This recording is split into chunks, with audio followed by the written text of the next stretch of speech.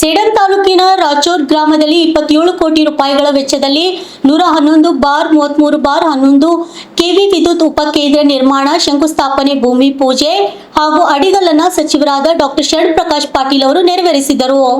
ಗ್ರಾಮೀಣ ಭಾಗದಲ್ಲಿ ಸಮರ್ಪಕವಾದ ವಿದ್ಯುತ್ ಸರಬರಾಜು ಹಾಗೂ ರೈತಾಪಿ ವರ್ಗಕ್ಕೆ ಅನುಕೂಲಕರವಾಗಲಿದ್ದು, ಪ್ರತ್ಯೇಕ ಉಪಕೇಂದ್ರ ನಿರ್ಮಾಣದಿಂದ ಕಾಚೂರು ಭಾಗದ ಸುರವಾರ, ಮುಗನೂರು, ಸೋಂಪಲ್ಲಿ, ಕುಕ್ಕುಂದ ಸೇರಿದಂತೆ ಸುತ್ತಮುತ್ತಲಿನ ಪ್ರದೇಶಗಳಿಗೆ 110 ಬಾರ್ 33 ಬಾರ್ 11 ಕೆವಿ ವಿದ್ಯುತ್ ಸರಬರಾಜು ಆಗಲಿದೆ. ಸ್ಥಳೀಯ ವಿದ್ಯುತ್ ಪ್ರಸರಣದಿಂದ 24 ಗಂಟೆ ವಿದ್ಯುತ್ ಸರಬರಾಜು ಹಾಗೂ ರೈತರಿಗೆ ನೀರಾವರಿಗೆ ಹೆಚ್ಚು ಸಹಾಯವಾಗಲಿದೆ ಎಂದು ಹೇಳಿದರು. ಈ ಸಂದರ್ಭದಲ್ಲಿ ಕರ್ನಾಟಕ ವಿದ್ಯುತ್ ಪ್ರಸರಣ ನಿಗಮ ನಿಯಮಿತ ಅಧಿಕಾರಿಗಳು, ಮುಖಂಡರು, ತಾಲೂಕು ಆಡಳಿತಾಧಿಕಾರಿಗಳು, ಗ್ರಾಮದ ಮುಖಂಡರು ಹಾಜರಿದ್ದರು. Bureau report, RJ32 Kannada news, Sedam.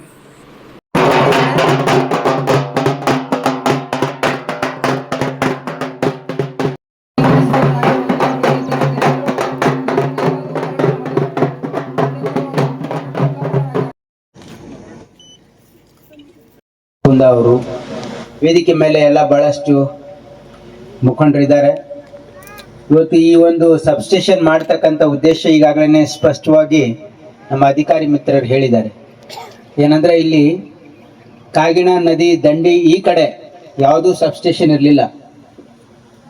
ಈ ಕಡೆ ಯಾವುದರ ಲೈನ್ ಫಾಲ್ಟ್ ಆದ್ರೆ ಬಹಳ ತೊಂದರೆ ಆಗ್ತಾ ಇತ್ತು. ಹಾಗಾಗಿ ಇಲ್ಲಿನೇ ಒಂದು 110 KV ಸಬ್ಸ್ಟೇಷನ್ ಆದ್ರೆ ಈ ಸಮಸ್ಯೆಗೆ ಶಾಶ್ವತ ಪರಿಹಾರ ಸಿಗ್ತದೆ ಅಂತಕ್ಕಂಥದ್ದು. ಮತ್ತು ಇಲ್ಲಿ ವಿಶೇಷವಾಗಿ ಇಲ್ಲಿ ನಾವು ಲಿಫ್ಟ್ ಇರಿಗೇಷನ್ ಅನ್ನ ಮಾಡ್ತಾ ಇದ್ದೀವಿ. ಯಾಕಂದ್ರೆ ನಿಮ್ಗೆಲ್ಲ ಗೊತ್ತಿರೋ ಹಾಗೆ ನಾನು 2000 ಇಸ್ವಿಯಿಂದ ಈ ಭಾಗದ ಪ್ರತಿನಿಧಿಯಾಗಿ ಮೊದಲನೇ ಬಾರಿಗೆ ನಾನು ಜಿಲ್ಲಾ ಪಂಚಾಯಿತಿ ಕಂಟೆಸ್ಟ್ ಮಾಡಕ್ಕೆ ಬಂದಿದ್ದೆ ಈ ಹಳ್ಳಿಗಳಿಗೆ 2000 ಇಸ್ವಿಯಲ್ಲಿ.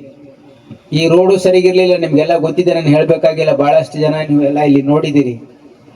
ಇಲ್ಲಿ ಬರ್ಲಿಕ್ಕೆ ರೋಡು ಕೂಡ ಆಗ್ತಾ ಇರ್ಲಿಲ್ಲ ಅವಾಗ. ಆಮೇಲೆ ಆ ಕಡೆಯಿಂದ ಈ ಕಡೆ ಬರಕ್ಕೆ ಆಗ್ತಾ ಇರ್ಲಿಲ್ಲ ಪಾಪ ಜನರಿಗೆ.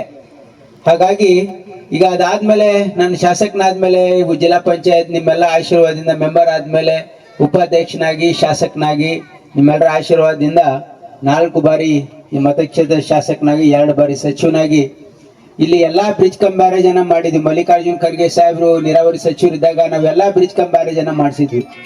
ಆದ್ರೂ ಕೂಡ ಯಾರು ಜನ ನೀರು ತಗೊಳ್ತಾ ಇರ್ಲಿಲ್ಲ. ಈಗ ಸ್ವಲ್ಪ ಜನ ನಮ್ಮ ಎಲ್ಲ ರೈತರು ನೀರು ಉಪಯೋಗ ಮಾಡ್ತಾ ಇದ್ದಾರೆ.